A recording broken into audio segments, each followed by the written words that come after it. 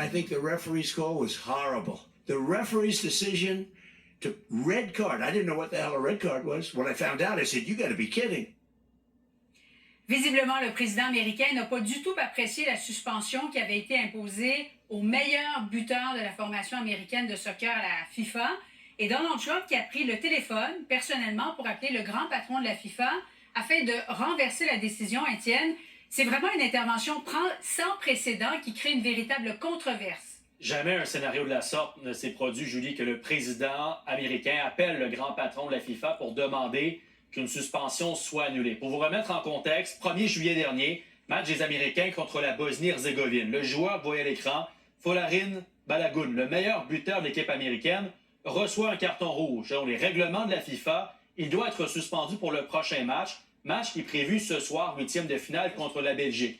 Donald Trump ce matin a avoué avoir pris le téléphone, appelé Gianni Infantino, le grand Manitou de la FIFA, pour demander un réexamen de cette suspension. Selon Donald Trump, est injuste, assure qu'il ne s'agissait pas d'une faute sur le terrain, même a remis en question les compétences de l'officiel brésilien qui était en place, qui a décerné ce carton rouge. Malgré tout, Donald Trump assure qu'il n'a pas eu d'influence sur la décision finale. Malgré tout, il assure un changement de situation qui, selon lui, corrige une injustice. On peut écouter Donald Trump. I had nothing to do with the decision. What I did have to do is, I said, I think it should be reviewed because I watched the play. And he didn't do anything wrong. We're going to have a full team, and Belgium's going to have a full team. And you know what? If they beat us, then they can be really proud. The other way, if they beat us, we'll say it was rigged, just like the election was rigged in 2020.